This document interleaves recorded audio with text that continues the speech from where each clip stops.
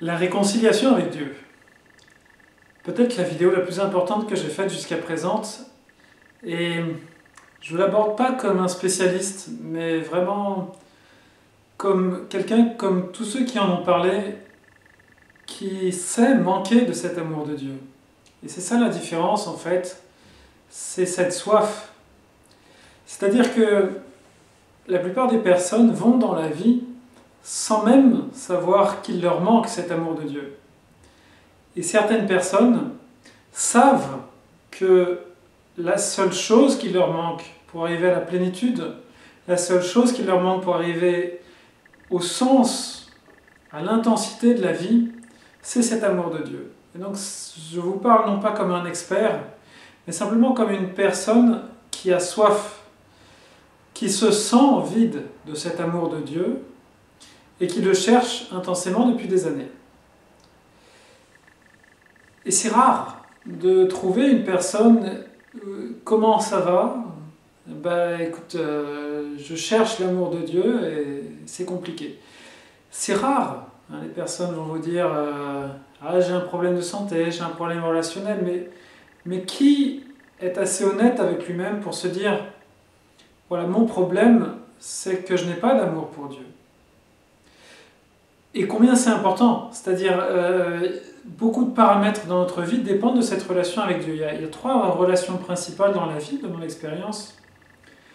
Il y a la relation à Dieu, la relation aux autres et la relation à nous-mêmes. Comme dans cette injonction, tu aimeras le Seigneur Dieu et ton prochain comme toi-même en fait. C'est-à-dire qu'il y a ces trois pôles et quand vous avez harmonisé ces trois pôles, quand vous êtes rempli d'amour pour ces trois pôles, alors vous êtes dans une plénitude spirituelle. Et le fait d'être proche de Dieu, c'est la même chose que d'être proche du soleil, c'est la même chose que d'être proche de la source de la vie. Et donc, suivant qu'on y est ou qu'on n'y est pas, en fait, ça change énormément de choses, c'est-à-dire on va être beaucoup plus joyeux si on est avec Dieu. Si on arrive à trouver l'unité avec Dieu, mais quelque chose qui est extrêmement difficile sur Terre. Même les mystiques passent par des phases de douce, par des phases où presque ils perdent la foi, même tellement les épreuves sont grandes. Donc, en tout cas, plus on se rapproche de l'unité avec Dieu, et plus on peut faire face à de grandes épreuves, tout en gardant notre paix, tout en gardant notre courage, tout en gardant notre confiance. Et donc, toutes ces grandes qualités, ce que les psychologues pourraient appeler la sécurité de base, qui vient de savoir qu'on est aimé inconditionnellement, bien ça vient de la relation avec Dieu. Maintenant, cette relation à Dieu aussi, elle se reflète dans beaucoup d'autres relations. Et ça, je l'ai constaté, c'est-à-dire plus vous améliorez, en tout cas ces trois grandes relations, et notamment la relation avec Dieu, et plus le reflet que les personnes autour de vous vous donnent change. Plus les personnes vous reflètent un visage souriant, plus les conflits disparaissent. Et donc on est face à quelque chose d'extraordinairement important. Clairement, même dans les trois relations, c'est celle-là la plus importante, parce que si vous aimez Dieu, alors vous allez pouvoir voir Dieu dans les autres et en vous-même, et à ce titre, vous allez pouvoir vous aimer, alors que l'inverse est beaucoup plus compliqué. Et pourtant, combien peu de personnes ça intéresse? Je ne connais quasiment personne que je puisse appeler et dire, voilà, parlons un petit peu de notre relation à Dieu. Échangeons sur ce sujet tellement merveilleux, tellement unique, tellement profond, tellement mystique. Voilà. Et donc, une vidéo précieuse, parce que, justement, elle vous donne quelque chose de vivant par rapport à ça. Parce que, voilà, je suis donc une personne qui pèlerine, une personne qui est un mendiant de cet amour de Dieu. Alors ensuite, je vous propose un certain nombre de critères. Alors normalement, ils vont s'afficher. Si la plateforme que vous utilisez ne les affiche pas, bien regardez dans le commentaire de la vidéo, dans la description de la vidéo, et vous trouverez ces différents critères. Alors ces différents critères, ils sont importants, parce que ça permet d'être honnête avec soi-même. On va se dire, oh, moi, Dieu, ça va, c'est bon. Ah oui, d'accord, mais regardez de près. Est-ce que vous passez votre journée dans la gratitude? Est-ce que vous acceptez les épreuves avec amour? Quelle est votre relation avec vos parents? Donc, tous ces critères, ils permettent de faire le point de la façon la plus honnête possible et de se dire, voilà, qui j'aime le plus? Est-ce que c'est moi ou est-ce que c'est Dieu?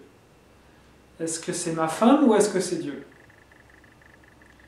Et une fois que vous aurez dressé ce bilan, je pense que si vous le faites honnêtement, vous vous rendrez compte que, comme moi, vous êtes vraiment un débutant dans ce domaine. Eh bien, c'est bien. Parce qu'une fois qu'on a fait un bilan honnête, alors on peut se dire, mais peut-être j'ai prié déjà, peut-être. Mais si je fais le bilan honnêtement, aujourd'hui, je ne peux pas dire moi et Dieu sommes un. Je peux le dire comme ça théoriquement, mais je ne peux pas le dire comme ça dans la force du quotidien. Je ne peux pas dire ça dans la puissance et la grâce des relations. Je peux dire ça voilà, de façon théorique, oui, je sais, en théorie c'est comme ça. Et donc, on arrive à ce point essentiel de la relation avec Dieu qui est de se rendre compte combien peu ça dépend de nous et combien beaucoup ça dépend de Dieu. Et le paradoxe, c'est que à la fois ce que je vous dis c'est vrai, et à la fois, du fait de la liberté, du fait du libre arbitre, Dieu qui est tout-puissant ne peut pas seul restaurer cette relation. Et donc,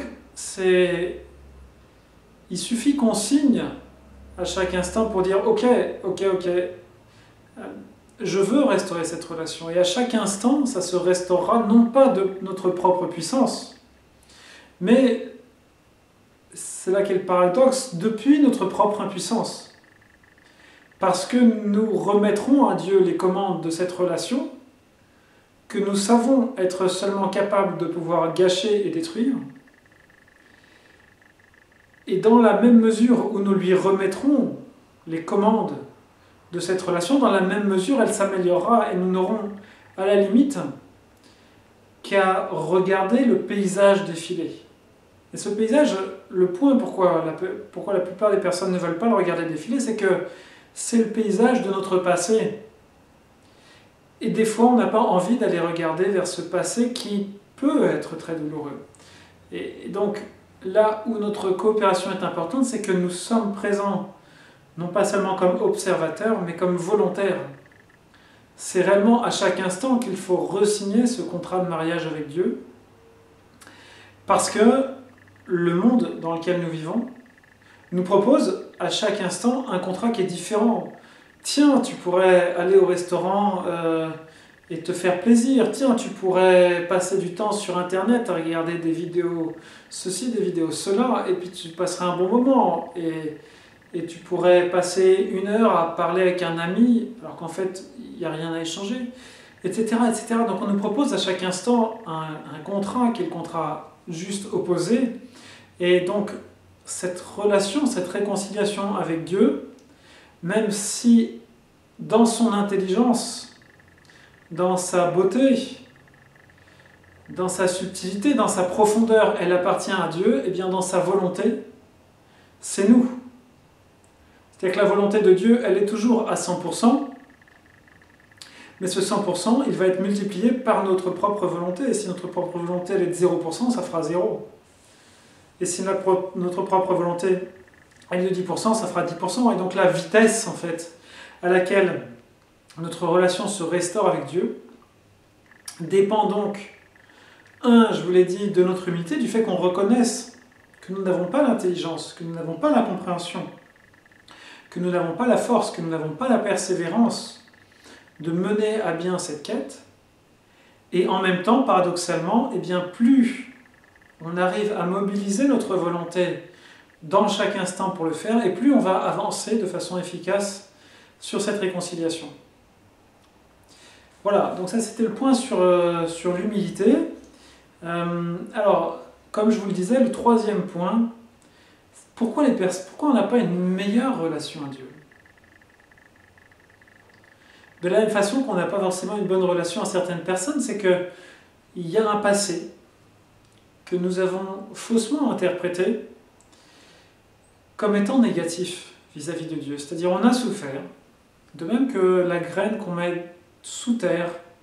J'avais fait cette vidéo Pourquoi la souffrance, donc je vous invite à la regarder si ce n'est pas tout à fait clair pour vous. Et donc on a souffert et on a attribué l'incompréhension de cette souffrance, pas cette souffrance en tant que telle, mais l'incompréhension de cette souffrance à Dieu. Et ça, je l'ai entendu de plusieurs personnes, c'est-à-dire, voilà, un certain nombre de personnes naissent avec une foi spontanée, qui est la foi de l'enfant, qui croit en la vie, qui croit dans tous les potentiels de la vie, ce qui est finalement, quand vous croyez au bien, vous croyez en Dieu. Et puis, 1, 2, 3 épreuves arrivent, et donc non, à ce moment-là, c'est plus possible. Dieu est amour, Dieu ne tolérerait pas ces épreuves. Et donc c'est ça en fait qui nous éloigne de Dieu, en premier lieu. En deuxième lieu, comme je vous disais, c'est tous ces contrats de mariage que nous avons avec l'insignifiance. C'est tous ces contrats de mariage que nous avons avec notre égoïsme. Et donc, ça c'est à transformer aussi. Donc j'en arrive au point suivant, c'est-à-dire qu'est-ce que nous pouvons faire pour améliorer notre relation avec Dieu. Il y a beaucoup de choses qu'on peut faire, et ça c'est une bonne nouvelle. Donc, comme je vous disais, première chose, déjà, c'est de se rendre compte du problème. Ça va nous amener logiquement à une soif, c'est-à-dire si on se met au contact de personnes, et c'est difficile à trouver, mais heureusement il y a quand même quelques auteurs qui ont compris la puissance, la valeur, l'intensité, la beauté, la saveur, la poésie de la relation avec Dieu. Mais on va se dire, mais qu'est-ce que j'ai fait de ma vie jusqu'à présent en fait? Mais j'étais au fond d'une cave humide et sombre et froide. Mais qu'est-ce que je fais là? Et donc une fois qu'on a compris qu'on était dans cette cave humide, sombre et froide, eh bien il y a cette soif, on se rend compte, mais je suis une terre aride et desséchée. Mais Dieu, viens arroser, viens réchauffer, viens éclairer. Parce que sans toi, je suis un champignon au fond d'une cave et finalement c'est ennuyeux, c'est froid, c'est douloureux et j'ai envie de changer. Vous voyez, donc ça c'est la première étape. Et donc le deuxième point que je vous dis, c'est cette fréquentation des personnes qui aiment Dieu. Donc trouvez, suivant les religions qui vous parlent, suivant les auteurs qui vous parlent, des auteurs que vous allez pouvoir lire chaque jour, des livres sacrés que vous allez pouvoir lire chaque jour et qui vont vous remettre dans cette verticalité. Parce qu'on est emporté sinon ailleurs, et donc il faut pratiquer cette verticalité vraiment au quotidien pour rétablir la relation avec Dieu. Sinon on est emporté par ce courant qui descend et on ne peut pas remonter. Donc il faut, je dirais, si possible 2 fois par jour, se remettre dans ce courant ascendant. Et ça, c'est par la prière. Et donc, même si ça prend des années, ne négligez pas 5 minutes de prière où vous allez pouvoir exprimer ce désir intense. Pourquoi les enfants ils reçoivent tant de choses? Pourquoi il y a à Noël, chaque fois, les enfants ils reçoivent tant de choses? Mais c'est parce qu'ils ont un désir de tant de choses. Et un enfant qui ne voudrait pas manger, il ne mangerait pas. Donc c'est la même chose pour nous. Si on n'a pas envie de manger, mais le ciel ne va pas nous forcer à manger. Mais par contre, si on développe cette soif de Dieu, eh bien, en l'espace de même une année, on peut transformer considérablement la relation à Dieu. C'est-à-dire on va mettre à profit toutes les 5 minutes qu'on aura. Si je me réveille la nuit, je me dis, voilà, là j'ai peut-être une demi-heure, j'ai peut-être 5 minutes, je ne sais pas. Mais en tout cas, j'ai un moment qui va me permettre de me rapprocher de quelques mètres, de quelques centimètres de Dieu. Et je m'endormirai un peu plus léger, je m'endormirai un peu plus éclairé, je m'endormirai avec une chaleur un peu plus pénétrante, avec un treillis de ma relation à Dieu qui sera un peu plus restauré, qui sera un peu plus recousu, qui sera plus vivant, qui sera plus touchant, qui sera plus réel, qui sera plus intense, qui sera plus vrai, vous voyez. Et même si j'ai prié que 10 minutes, mais quelle joie, quel avancement. Donc cette prière, elle est importante. Les actes aussi sont importants, c'est-à-dire que cet amour pour Dieu, eh bien, il n'a aucun sens si vous ne reconnaissez pas Dieu dans tout ce qui est autour de vous. Donc si vous maltraitez les animaux, si vous maltraitez les personnes à qui vous achetez des produits qui viennent, je ne sais pas, de Chine, de Taïwan, où les personnes sont exploitées, si vous n'êtes pas capable d'avoir un sourire pour quelqu'un, si vous n'êtes pas capable de rendre un service à votre ami ou à vos proches, et bien de la même façon, Dieu va vous dire bah, tu ne m'aimes pas en fait. Parce que c'est moi qui m'exprime dans ces personnes. Donc, chaque acte bon que vous faites, eh bien vous le faites à Dieu. Et donc vous pouvez voir Dieu dans chaque chose que vous donnez aux personnes autour de vous. Et c'est réel, et ça c'est impératif. C'est-à-dire si vous le faites, vous vous rapprochez de Dieu. Et si il y a, je sais pas, une personne âgée qui fait tomber quelque chose, que vous passez devant et que vous dites tant pis pour elle, plutôt que de l'aider, dans ce cas-là vous vous éloignez momentanément de Dieu. Donc ça c'était les bonnes actions. Ensuite, il y a tout le domaine de la purification. On ne peut pas aimer quelqu'un qui est sale. C'est très compliqué, en tout cas ça rend les choses immensément compliquées, donc évidemment on peut toujours, mais combien plus facile c'est d'aimer quelqu'un qui est propre. Et donc, soyons propres, et cette propreté, donc c'est la pureté de notre intention, c'est-à-dire c'est le désintéressement dans nos actions, mais c'est aussi une pureté physique, hein, les deux vont de pair.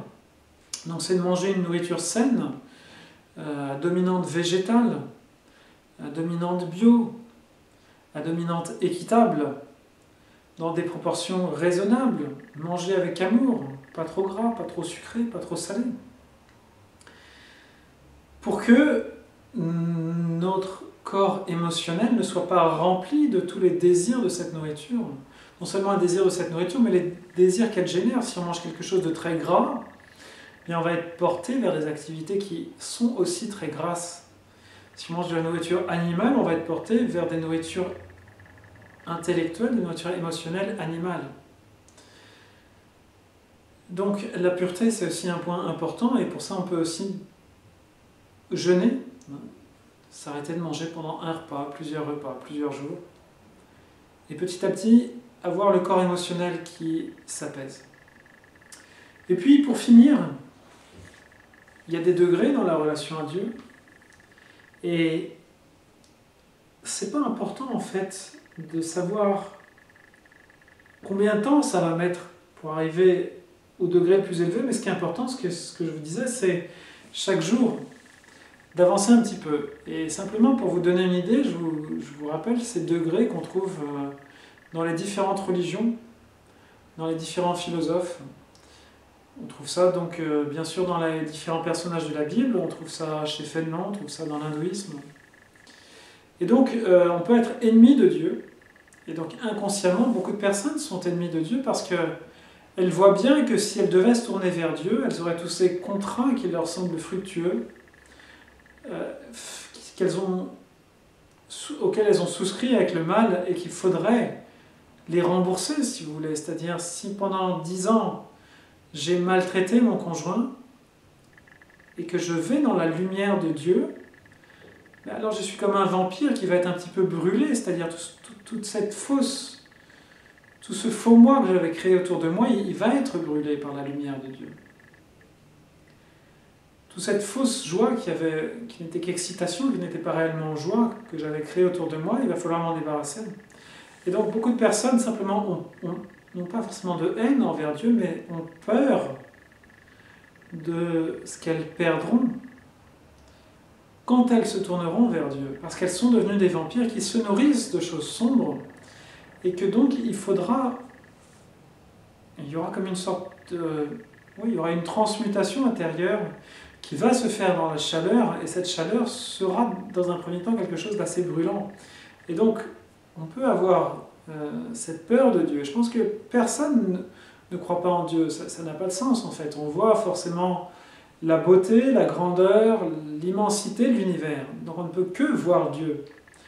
Mais de façon malhonnête, avec une mauvaise foi évidente, on va dire que Dieu n'existe pas, parce qu'on sait que si, inconsciemment, on sait que si on reconnaissait son existence, alors il faudrait renoncer à beaucoup de choses et on n'est pas prêt à le faire. Mais tout le monde sait que Dieu existe. Et Et donc, les degrés, eh bien, on va passer de cette inimité ou de cette peur animale envers Dieu à une paix déjà.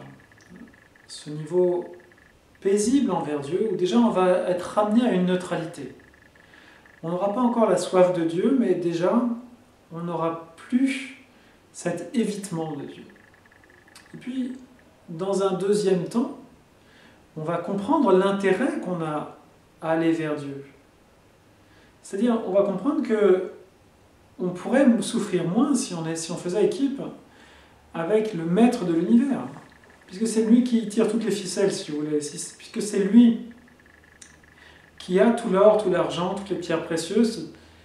Eh bien, si je fais équipe avec lui, je ne peux qu'en bénéficier. Et donc ça, c'est le niveau de l'amour mercenaire. Et c'est déjà quelque chose parce qu'on reconnaît activement l'existence de Dieu. Et puis il y a un troisième niveau où on se dit, où on commence à voir la beauté, mais on est encore complètement entouré par notre passé sombre. Et donc la crainte subsiste encore un petit peu, mais déjà on se dit que la meilleure chose à faire, c'est non plus d'être un mercenaire, mais c'est de se mettre au service. Et donc on devient serviteur de Dieu. Et puis, comme la glace qui fond au fil du temps, avec la chaleur, avec la lumière, la peur de Dieu s'estompe et la confiance revient. Et dans cette confiance qui revient, eh bien, on peut devenir ami de Dieu. C'est-à-dire s'endormir, par exemple, dans une proximité à Dieu. C'est-à-dire consciemment remercier pour les journées qu'on passe. Et puis on peut encore progresser et rentrer dans l'union mystique avec Dieu, où on ressent un élan qui est aussi intense que a pu l'être notre première relation amoureuse, cette relation amoureuse dans laquelle l'autre était un univers infini. L'autre nous ouvrait une porte sur quelque chose que nous croyions dans cet amour des commencements, que nous croyons être sans fin, que nous croyons pouvoir nous émerveiller, pouvoir nous transcender, pouvoir nous envelopper à l'infini de choses nouvelles, inconnues, de choses merveilleuses. Et bien sûr qu'un jour ou l'autre, dans cette première relation amoureuse, on s'est rendu compte des limites de l'autre. Et c'est là qu'est la différence, c'est qu'avec Dieu, il n'y a pas ce risque. Et ce n'est pas que l'autre était limité, mais c'est que nous avons vu ses limites humaines, nous avons vu son enveloppe. Mais par contre, ce frémissement, cet émerveillement de se rendre compte que nous étions plus grands que nous croyons être, parce que l'autre nous faisait entrevoir de la vie, ces vertus que nous n'avions pas et que l'autre nous faisait voir, ces sonorités, ces tintements, ces luminosités, ces drapements que l'autre nous faisait entrevoir et que nous savions nous appartenir quelque part, eh bien, Dieu peut faire la même chose à l'infini. Et donc la relation amoureuse avec Dieu, eh bien, une première étape, si on veut, c'est cet émerveillement de se dire, à chaque fois qu'on voit une belle personne, à chaque fois qu'on voit un beau visage, à chaque fois qu'on voit une belle vertu, à chaque fois qu'on voit une bonne action, de rajouter ça dans notre espace relationnel à Dieu, de se dire, puisque ce visage, il est tellement émouvant, puisque ce visage, il est tellement parfait, c'est qu'il vient de Dieu. Et ce que je vois là, c'est un aspect de Dieu qui m'est donné aujourd'hui. Et ce que je reçois là de merveilleux aujourd'hui, et cette odeur que je sens là, elle est de Dieu. Et donc petit à petit, ce répertoire de sensations, ce répertoire olfactif, ce répertoire d'émerveillement, ce répertoire de magie qui se rapporte à Dieu s'enrichit, et notre relation à Dieu s'enrichit jusqu'à ce qu'il y ait une première étincelle qui jaillisse. que dans cette étincelle, justement, ça devienne tellement fort que quelque chose s'enflamme comme quand nous étions tombés amoureux la première fois. Mais au lieu que nous tombions, cette fois-ci, nous remontons amoureux vers Dieu. Et c'est très différent parce qu'au lieu de la déception que nous avons pu avoir quelques jours, quelques semaines, quelques mois, quelques années après, et peut-être vous ne l'avez pas encore eu, peut-être vous ne l'aurez jamais parce que vous avez réussi à voir Dieu dans la personne que vous aimez. Mais quoi qu'il en soit, cette déception ne peut pas arriver avec Dieu si chaque jour, par la prière, eh bien, on se branche sur ce courant d'amour et il n'y a pas d'autre courant d'amour véritable que celui qui vient de Dieu. Et il n'y a pas d'autre chose véritablement sensée à faire que de se réconcilier avec Dieu. Je pense que c'est l'une des pensées. Prenez-la vraiment comme une graine précieuse, comme une graine qui pourrait, je ne sais pas, vous donner un arbre avec des billets dessus. Cette pensée qui, en tout cas, moi, m'a beaucoup aidé au cours des peut-être 15 dernières années, de se dire, mais la seule chose vraiment sensée à faire, la chose la plus importante après laquelle je devrais courir nuit et jour, eh bien, c'est ça. C'est d'approfondir ma relation avec Dieu, parce que c'est ça qui va me nourrir réellement. Et quand je serai nourri comme ça, ma vie sera d'une plénitude, d'un enthousiasme, d'une joie, d'une puissance, d'une transcendance, de merveilleux qui seront infinis. Et vraiment, c'est tout ce que je vous souhaite. Et donc, c'est vraiment comme un simple mendiant de cet amour que j'ai fait cette vidéo parce que j'ai pensé que c'était pas si courant et que ça valait le coup d'être partagé. Merci et à bientôt.